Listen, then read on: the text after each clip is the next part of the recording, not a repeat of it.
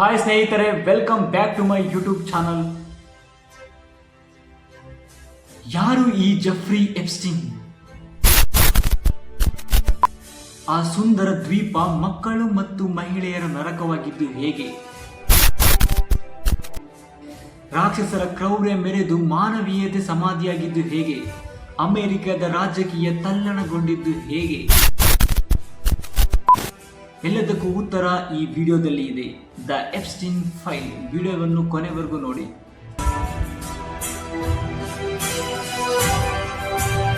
ಅಮೆರಿಕದ ರಾಜಕೀಯದಲ್ಲೇ ತಲ್ಲಣ ಸೃಷ್ಟಿ ಮಾಡಿದ ದ ಪ್ರೆಸ್ಟಿಜಿಯಸ್ ಪೀಪಲ್ ಭಾಗಿಯಾಗಿದ್ದಾರೆ ಅಂತ ಹೇಳಿರುವ ಜೆಫ್ರಿ ಎಪ್ಸ್ಟೀನ್ನ ಲೈಂಗಿಕ ಹಗರಣದ ದಾಖಲೆಗಳು ಒಂದೊಂದಾಗಿ ಬಿಡುಗಡೆ ಆಗ್ತಾ ಇದೆ. The so called Epstein file ಹಲವರ ಕರಾಳ ಮುಖಗಳ ವಿಕೃತ ಮನಸ್ಥಿತಿಯನ್ನು ಹೊರತಂದಿದೆ. ಆದರೆ ಭಾರತದ ಕೆಲವೊಂದಷ್ಟು ಪ್ರತಿಷ್ಠಿತರ ಹೆಸರುಗಳು ಉಲ್ಲೇಖ ಆಗಿರೋದು ಬಹಳಷ್ಟು ಅಚ್ಚರಿ ಮೂಡಿಸಿದೆ. ಏನಿದು ಜೆಫ್ರಿ ಎಪ್ಸ್ಟೀನ್ ಫೈಲ್? ಎಲ್ಲಿದೆ ಆ ನಿಗೂಢ ಪಾಮ್ ಬೀಚ್ ಹೌಸ್? ಅಮೆರಿಕ ಅಧ್ಯಕ್ಷ ಟ್ರಂಪ್ ಹಾಗೂ ಎಪ್ಸ್ಟೀನ್ನ ನಡುವೆ ಇದ್ದ ಗೆಳೆತನ ಎಂಥದ್ದು? ಮೋದಿ ಹೆಸರು ಯಾಕೆ ಇದರಲ್ಲಿ ಉಲ್ಲೇಖ?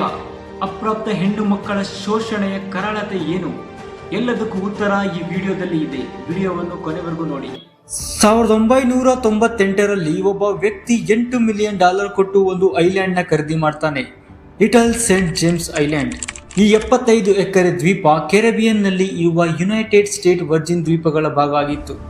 ಪಾಮ್ ಟ್ರೀಸ್ ಅಂದ್ರೆ ತಾಳೆ ಮರಗಳಿಂದ ಕೂಡಿದಂತಹ ಅತಿ ಸುಂದರವಾದ ದ್ವೀಪ.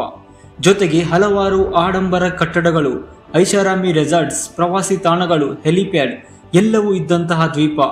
ಈ ದ್ವೀಪದ ಮೌಲ್ಯ ಈಗ $63 ದಶಲಕ್ಷ. ಇದನ್ನ ಸುತ್ತಮುತ್ತಲ ದ್ವೀಪಗಳು ಫಿಡೋಫೈಲ್ ಐಲ್ಯಾಂಡ್ ಅಂತ ಕರೀತಾರೆ.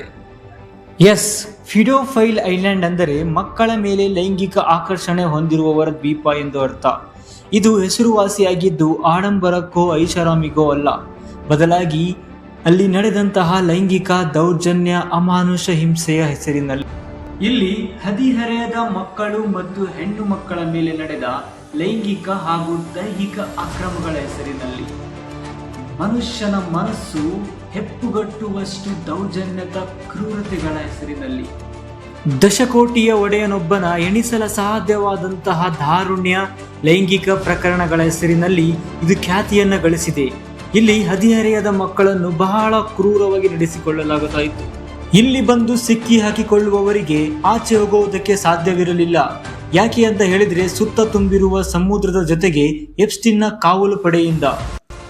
ಆದ್ರೆ ಇಡೀ ಜಗತ್ತಿಗೆ ಅಚ್ಚರಿಪಡಿಸಿದ್ದು ಆ ಲಿಟಲ್ ಸೇಂಟ್ ಜೇಮ್ಸ್ ಐಲ್ಯಾಂಡ್ಗೆ ಭೇಟಿ ಕೊಟ್ಟವರ ಹೆಸರು ಹೊರಬರಲು ಶುರುವಾದಾಗ. ಇದರಲ್ಲಿ ಯಾರ್ಯಾರು ಭಾಗಿಯಾಗಿದ್ದರು ಅಂತ ಹೇಳಬೇಕಂದ್ರೆ, current American president Donald Trump, former American president Bill Clinton, Elon Musk, Bill Gates, Richard Branson, ಗೂಗಲ್ನ cofounder Sergey Brin, philosopher Noam Chomsky, ಮಹಾನ್ scientist Stephen Hawking, Britain prince Andrew, musician Mike Jaggers ಮತ್ತೆ ಇನ್ನೂ ಹಲವರು ಇದ್ದಾರೆ.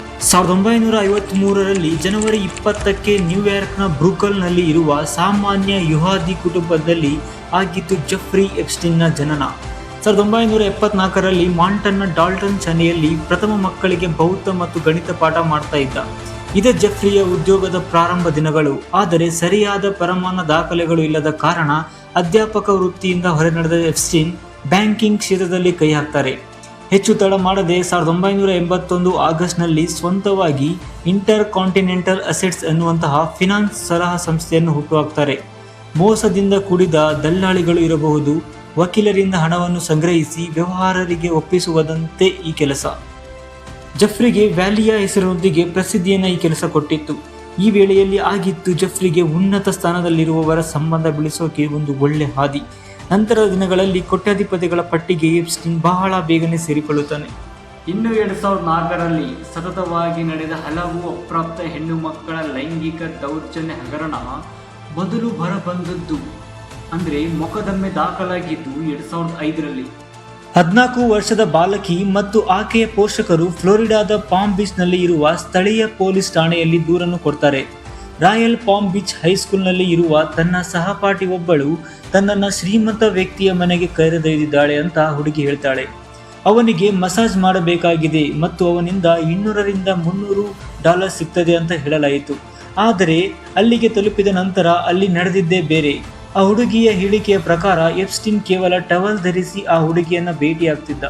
ಅವನು ಹುಡುಗಿ ತನ್ನ ಬಟ್ಟೆಯನ್ನು ತೆಗೆಯುವುದಕ್ಕೆ ಹೇಳ್ತಾನೆ ಮತ್ತು ಅವಳಿಗೆ ಲೈಂಗಿಕ ಕಿರುಕುಳ ನೀಡುತ್ತಾನೆ.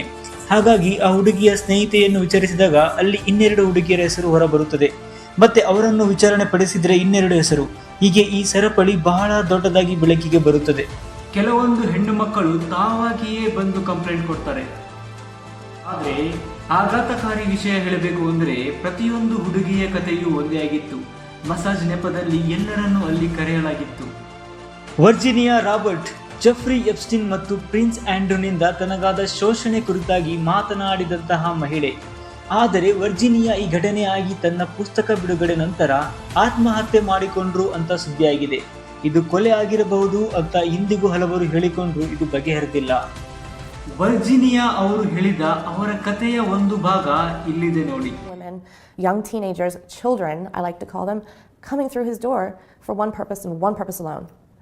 And he didn't care what he had to do to get that reaction from them, to get them to have sex with him or get them to, sometimes he would just jerk off in front of them and rub his nipples. Sometimes he would have intercourse with them. Sometimes he'd make them, give them blowjobs. Ghislaine participated in these acts with him as well. And that was just the never-ending cycle of having a child. What? Virginia ಅವರು ಏನು ಹೇಳ್ತಾ ಇದ್ದಾರೆ ಅಂದರೆ, ಆಗ ನನಗೆ 18 ವರ್ಷ, ಒಂದು ಸ್ಪಾದಿಂದ masher ಆಗಿ ಕೆಲಸ ಮಾಡ್ತಾ ಇದ್ದೆ. ಅಲ್ಲಿ ಗಿಸ್ಲಿನ್ ಮ್ಯಾಕ್ಸ್ವೆಲ್ ಪರಿಚಯ ಆಯಿತು. ಅಲ್ಲಿ ನನಗೆ ಅದರ ಬಗ್ಗೆ ಟ್ರೈನಿಂಗ್ ಕೊಡ್ತಾ ಇದ್ರು. ಹಲವು ಬಾರಿ ನನ್ನ ಜೊತೆಗೆ ಲೈಂಗಿಕ ಕ್ರಿಯೆ ಮಾಡಿದ್ದಾನೆ ಜೆಫ್ರಿ. ಆ ಟ್ರೈನಿಂಗ್ ಆದ ಮೇಲೆ ನನ್ನ ಐಲ್ಯಾಂಡ್ಗೆ ಕಳಿಸಿದ್ರು. ಅಲ್ಲಿ ಏನು ನಡೀತಾ ಇದೆ ಅಂತ ಹೊರ ಜಗತ್ತಿಗೆ ಗೊತ್ತೇ ಆಗ್ತಿರ್ಲಿಲ್ಲ. ಅಷ್ಟು ಅಚ್ಚುಕಟ್ಟಾಗಿ ಐಲ್ಯಾಂಡ್ನ ಸೆಟ್ ಮಾಡಿದ್ರು. ವರ್ಜಿನಿಯಾ ಮತ್ತೆ ಏನು ಹೇಳ್ತಾರೆ ಅಂದ್ರೆ, ಜೆಫ್ರಿ ಹತ್ರ ಇದ್ದ ಪ್ರೈವೇಟ್ ಜೆಟ್ ಮುಖಾಂತರ ದೊಡ್ಡ ದೊಡ್ಡ ವ್ಯಕ್ತಿಗಳು ಐಲ್ಯಾಂಡ್ಗೆ ಬರ್ತಾ ಇದ್ರು. ಆ ಪ್ರೈವೇಟ್ ಜೆಟ್ಗೆ ಲೊಲಿಟಾ ಎಕ್ಸ್ಪ್ರೆಸ್ ಅಂತ ಕರೀತಾ ಇದ್ರು. ಜೆಫ್ರಿ ನನಗೆ ಯಾವಾಗಲೂ ಹೇಳ್ತಾ ಇದ್ದಿದ್ದು, ಹೋಗು ಬೇರೆ ಹುಡುಗಿಯರನ್ನ ಕರೆದುಕೊಂಡು ಬಾ ಅಂತ. ನನಗೆ ನನ್ನ ಮೇಲೆ ಬಹಳ ಬೇಸರ ಇದೆ. ನಾನು ನನಗಿಂತ ಚಿಕ್ಕ ವಯಸ್ಸಿನ ಮಕ್ಕಳು ಅವರು ಹೋಗದೇ ಬಾರದು ಅಂತ ಜಾಗಕ್ಕೆ ಕರೆದುಕೊಂಡು ಹೋಗಿದ್ದೇನೆ ಅಂತ ಹೇಳ್ತಾರೆ. ಗಿಸ್ಲಿನ್ ಮ್ಯಾಕ್ಸ್ವೆಲ್ ಜೆಫ್ರಿ ಎಪ್ಸ್ಟೀನ್ನ ಸೆಕ್ರೆಟರಿ. ಮಸಾಜ್ ಪಾರ್ಲರ್ನಲ್ಲಿ ಕೆಲಸ ಮಾಡುವಂತಹ ಹೆಣ್ಣು ಮಕ್ಕಳ ಹತ್ರ ಹೋಗಿ ಅವರಿಗೆ ಶ್ರೀಮಂತ ವ್ಯಕ್ತಿಯರಿಗೆ ಮಸಾಜ್ ಬೇಕು, ಅವರು ದುಡ್ಡು ಕೊಡ್ತಾರೆ ಅಂತ ಹೇಳಿ ಅವರನ್ನ ಈ ಐಲ್ಯಾಂಡ್ಗೆ ಕರೆದುಕೊಂಡು ಬರ್ತಾ ಇತ್ತು. ಅಲ್ಲಿಂದ ಜೆಫ್ರಿ ತನ್ನ ಆಟವನ್ನು ಮುಂದುವರಿಸ್ತಾ ಇದ್ದ. ಅವರಿಗೆ ದುಡ್ಡಿನ ಆಮಶನ್ನು ಒಡ್ಡಿ ಅವರಿಂದ ಇನ್ನಷ್ಟು ಹೆಣ್ಣು ಮಕ್ಕಳನ್ನು ಕರೆಸಿಕೊಳ್ಳುತ್ತಿದ್ದ. ಅವನ ಜೊತೆ ಬರುವಂತಹ ಪ್ರತಿಷ್ಠಿತ ವ್ಯಕ್ತಿಗಳಿಗೆ ಎಲ್ಲಾ ಪಾರ್ಟಿಯನ್ನ ಅರೇಂಜ್ ಮಾಡಿಸ್ತಾ ಇದ್ದ. ಅದೆಷ್ಟೋ ಹದಿಹರೆಯದ ಹೆಣ್ಣು ಮಕ್ಕಳನ್ನ ಕ್ರೂರವಾಗಿ ಬಲವಂತವಾಗಿ ಈ ಶ್ರೀಮಂತರ ಲೈಂಗಿಕ ದಾಹಕ್ಕೆ ಬಲಿ ಕೊಡ್ತಾ ಇದ್ದ.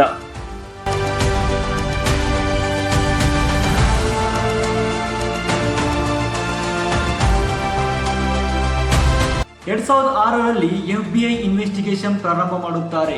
ಆಪರೇಷನ್ ಲೀಪರ್ ಎಂಬ ಹೆಸರಿನಲ್ಲಿ 30ಕ್ಕಿಂತ ಹೆಚ್ಚು ಪುಟಗಳ ರಿಪೋರ್ಟ್ ತಯಾರಿ ಮಾಡುತ್ತಾರೆ.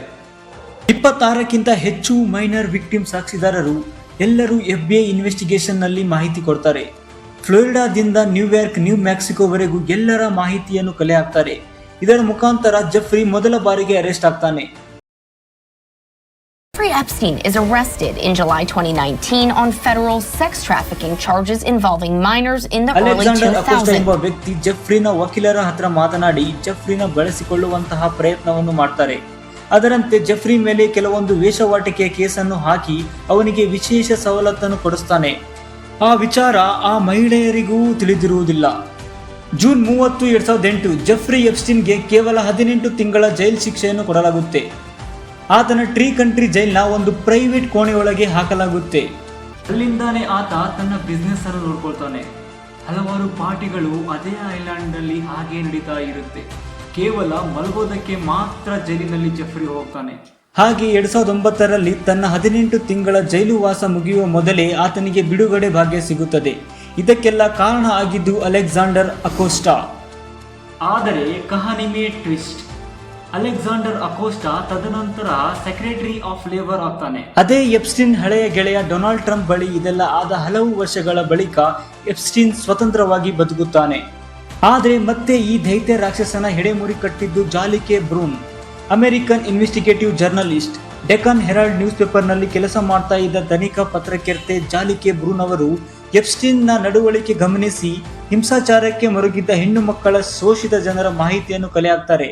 ಹಲವಾರು ಸತತ ವರ್ಷಗಳ ಪ್ರಯತ್ನದಿಂದ ಎಲ್ಲ ದಾಖಲೆಗಳನ್ನು ಒಳಗೊಂಡಂತಹ ಪುಸ್ತಕವನ್ನು ಜಾಲಿಕೆ ಬ್ರೂನ್ ಅವರು ಬರೆಯುತ್ತಾರೆ.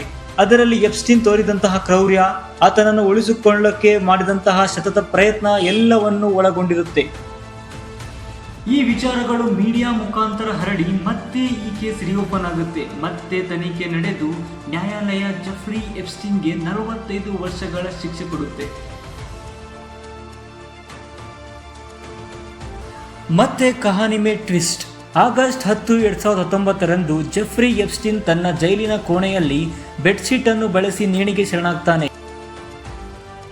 Reports say Epstein died by suicide before 6:30 a.m. Breaking tonight, the Justice Department releasing more than 3 million pages of documents related to convicted sex offender Jeffrey Epstein. ವೇಶ್ಯಾವಾಟಿಕೆ ಹಾಗೂ ಅತ್ಯಾಚಾರ ಹಲವಾರು ಪ್ರಕರಣಗಳ ಎದುರಿಸಿದ್ದ ಜೆಫ್ರಿ ಸಾವು ಹಲವಾರು ಅನುಮಾನಗಳನ್ನು ಹುಟ್ಟುಹಾಕುತ್ತೆ.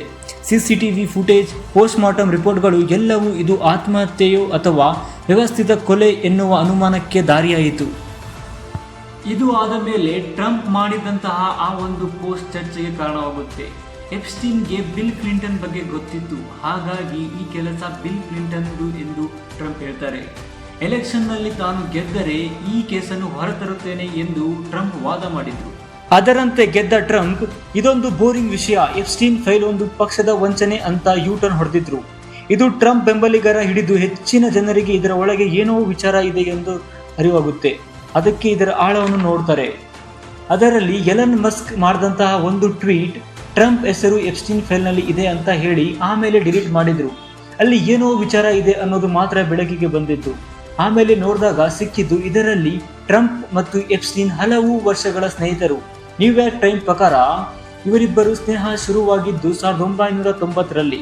ಅದರಲ್ಲೂ 2002ರಲ್ಲಿ ಟ್ರಂಪ್ ಅವರೇ ಖುದ್ದಾಗಿ ಹೇಳ್ತಾರೆ, ನನಗೂ ಎಪ್ಸ್ಟೀನ್ಗೂ ಹೆಣ್ಣು ಮಕ್ಕಳ ವಿಚಾರದಲ್ಲಿ ಸಾಮ್ಯತೆ ಇದೆ, ಅದರಲ್ಲೂ ಸಣ್ಣ ವಯಸ್ಸಿನ ಮಕ್ಕಳ ವಿಚಾರದಲ್ಲಿ.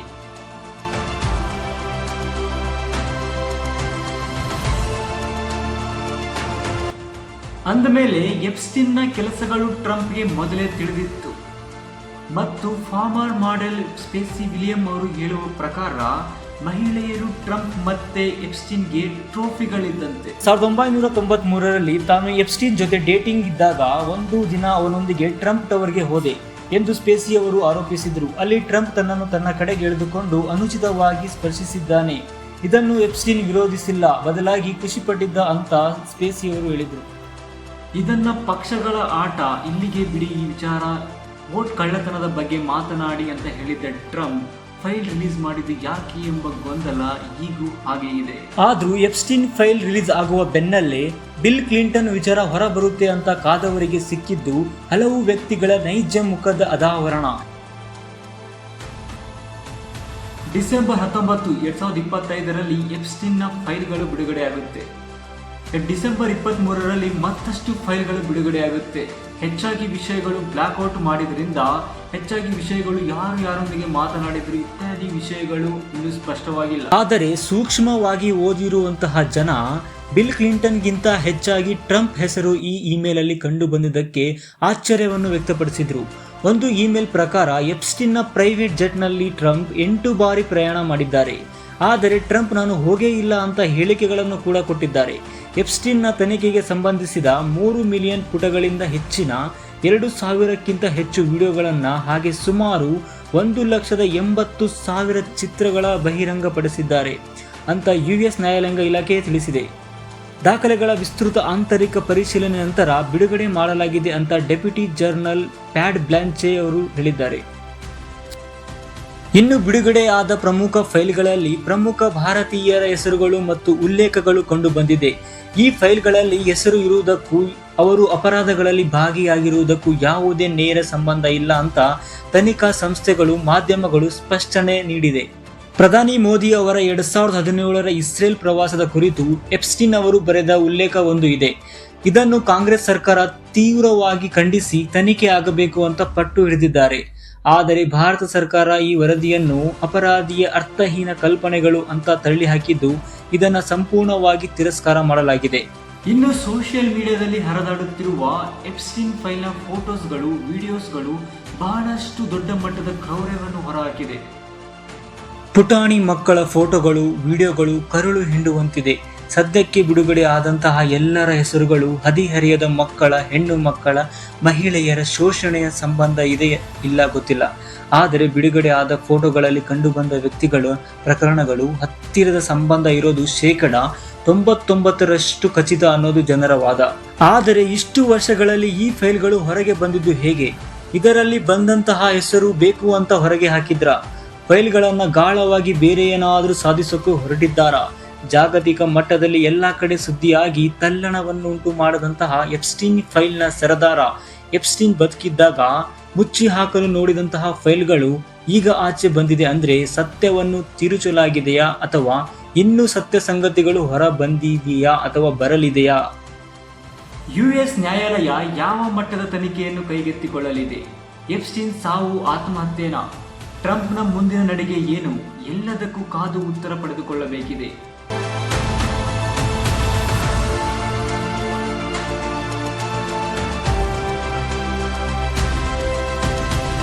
ಈ ವಿಡಿಯೋ ನಿಮಗೆ ಇಷ್ಟವಾದಲ್ಲಿ ಲೈಕ್ ಮಾಡಿ, ಶೇರ್ ಮಾಡಿ, ಸಬ್ಸ್ಕ್ರೈಬ್ ಮಾಡಿ. ಈ ವಿಡಿಯೋವನ್ನು ನಿಮ್ಮ ಫ್ರೆಂಡ್ಗೂ ತಲುಪಿಸಿ.